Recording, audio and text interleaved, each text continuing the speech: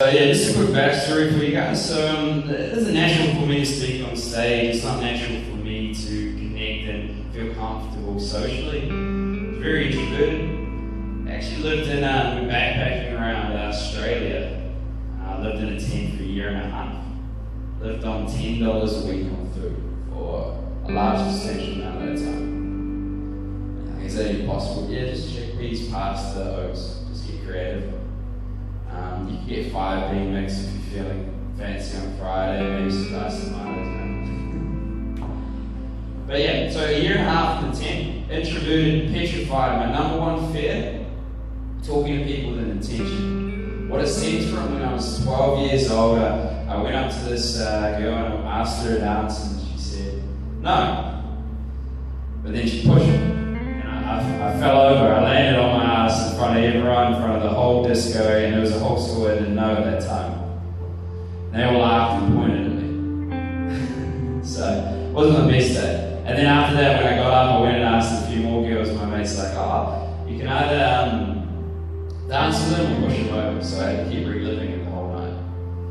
So at the time, like, you look back, it's funny, but those sort of experiences, they seep into your subconscious, because if you think back, we were cavemen. If I socially fucked up, if I really did something bad, then I would be outcast from the tribe and socially would I even be able to survive?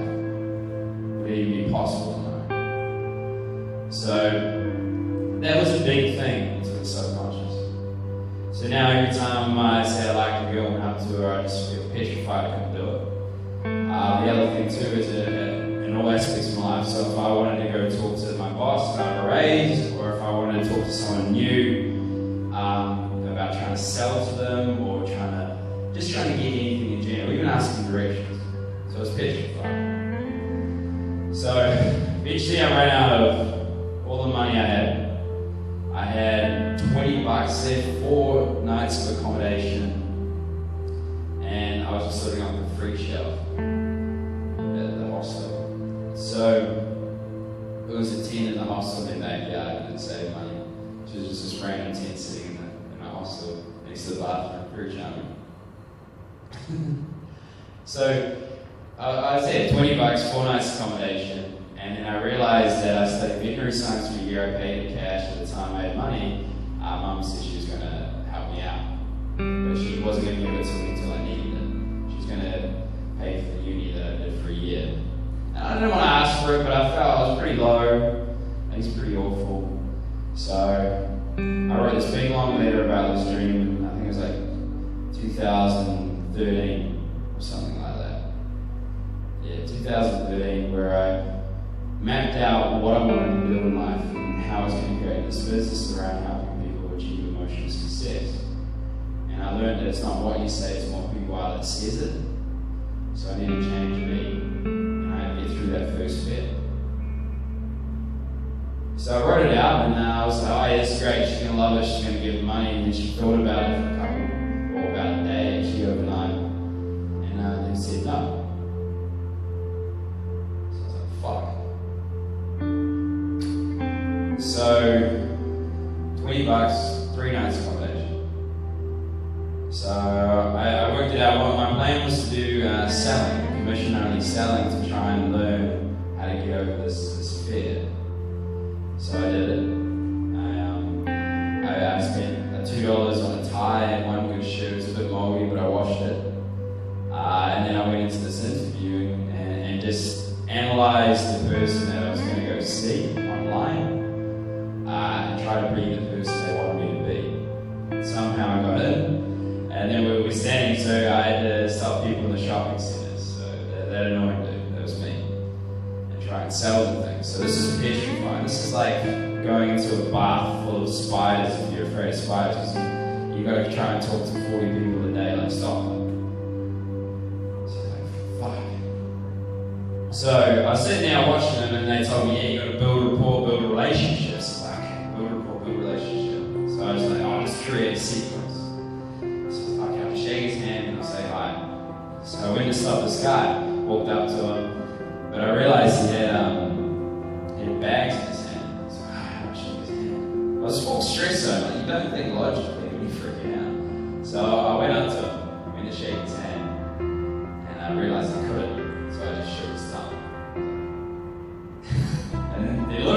so miffed. I was miffed. So why did I just say get done? That's fucking weird.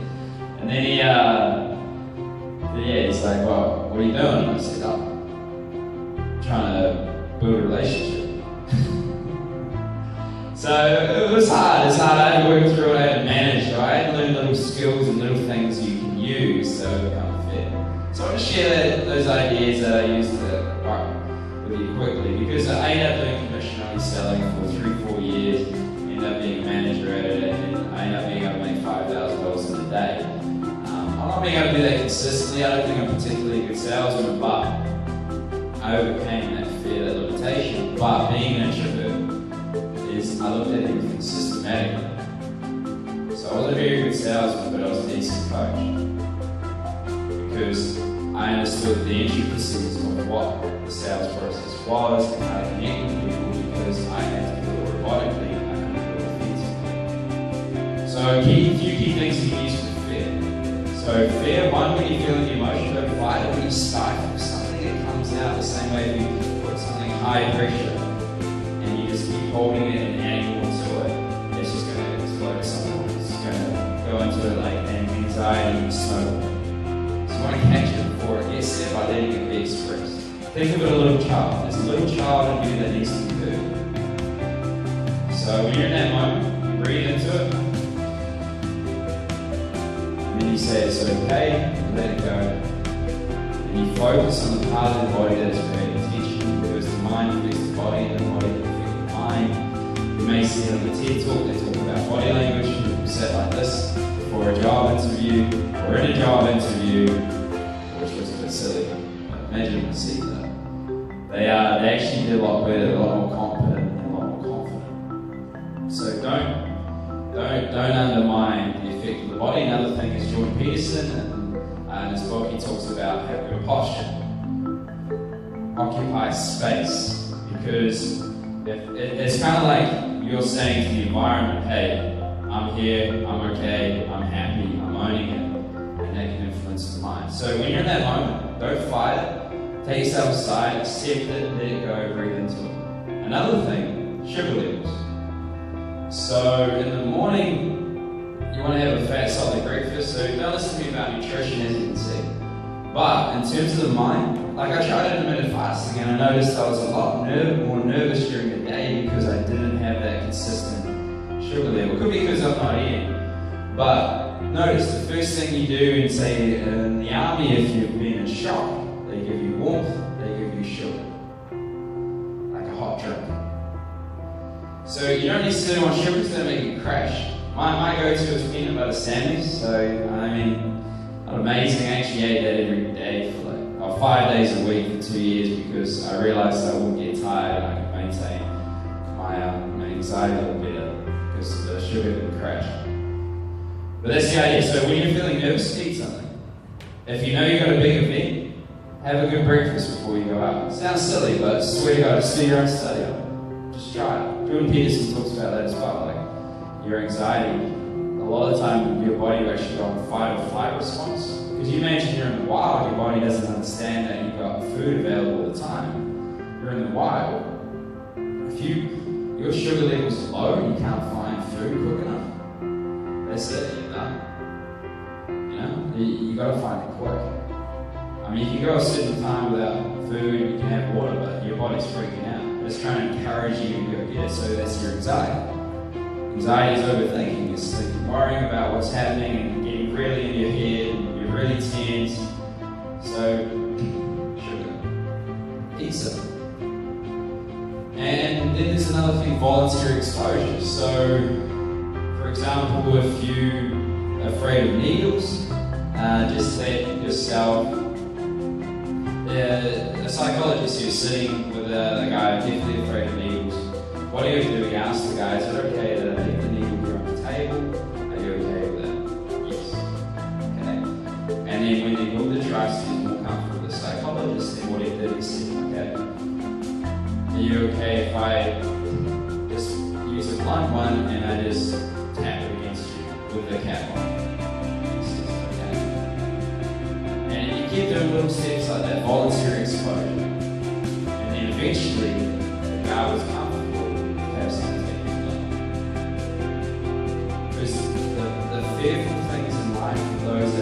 understand the novel things. Because I imagine let's say you're afraid of spiders or you're afraid of heights. The idea of what could go wrong is quite often worse than reality. Except maybe heights because you die, so maybe not as a bad example. But the idea is the unknown, the novel things are what makes it scary. So the more exposure you have to it, the less novel it appears, the more comfortable you become, the more confident you become, and then you overcome that fear. So we talk about like socially getting that traction. So let's say you're fearful in a social event. So start with something that doesn't require massive energy, doesn't require big decision-making abilities. So, for example, saying hi to someone. Or if you're going to do that, just walking towards someone with the intent that you're going to say hi. It looks a bit creepy if you get caught, but just try not to get caught. And then you get more comfortable with that. That's voluntary exposure. Then you say hi, and it goes well. So your body's like, oh, that's not that bad. You're so conscious, like, wow, this is good. Friends. And then you go, hi, how are you? And it goes pretty good too, pretty good, pretty good. And then eventually you feel content with that. You'll start to see your body is changing. You're feeling more comfortable. And then you build up. You're going to have a conversation with someone, and then you can, whatever your intention is. So to sell something, to influence, to connect, whatever. So use those tools. They're quite helpful. The other thing is meditation. So the biggest thing they talk about, as I say, is anxiety is a snowball. You want to catch it before that first thought gets there. Obviously, there's chemistry, there's things you should see a psychologist, you should see a psychiatrist, even if you need to balance out that chemistry. I mean, if you've got a problem, I mean, it's okay. You don't have to push yourself that hard. Some people just need a little help chemically because there's something wrong. So the other thing, as I say, is meditation. So, because have you ever tried and like not thought? Let's imagine yourself in a white wall room, no Wi-Fi. You're already freaking out. Let's say no Wi-Fi. You're sitting in the room, white walls, just a bed. You have to stay there all day, not allowed to sleep. You just got to sit there and be okay with your thoughts. You think it's going to be easy? I imagine a lot of you are comfortable, me included. So the ability to be able to control your thoughts like a garden. You don't want to let the weeds in. You want to be able to consciously control how you think and channel it. So with meditation, it's not the art of not thinking, it's the art of focusing something externally. Because you can't say to yourself, don't think, because there's a thought talking to the other thought, so you actually have a thought. Yeah, thoughtception. So the idea with that is, with meditation, well, you don't need to do a kumbaya session, like saying om, all that sort of thing, dress up in your orange gear. All you need to do is focus on your body, your breathing, and how it moves through you. Or just find something where you completely externally focus, like maybe painting. Basketball used to be mine as a kid. I didn't realize that that's what I was doing. But when you focus externally, you start to notice it slowly quietens. You don't do it straight away. Another thing you can do is if you have a cold shower, you're forced out of your head. So you have a cold shower in the morning, you can't think about your thoughts because you gasp for air. It's horrible, you sit in the shower. And if you want to do that before you meditate, you try. But by all means, you can just sit down, feel comfortable, somewhere comfortable, just focus externally. So breathing, how it moves through your body. Every time you have a thought, don't judge it, just let it flow through. Because as soon as you judge it, that's going to create another thought, it's going to create a snowball. So just sit there. Everything that comes through needs to come through. And then if you do that 20 minutes every day, whatever it is, painting, external focus, something that quiets your mind, you learn that skill. So when you're in that moment where you need to execute, then you can do it. And if every time, I notice with sales, 30-40%, I think I worked out that if the days that I meditated, my performance improved 30-40%. Because I was so at ease, I was nervous in selling, I was different, that sort of thing. So those are some key things you can use for fear.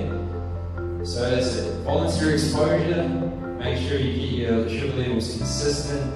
When you feel in that moment it's coming through, don't judge it, accept it, let it be there, breathe into it, and meditate consistently. And you'll find that you're balancing a lot better. And also, I mean, if you're chemically something not quite right in your head, I mean, it's okay, ask for help.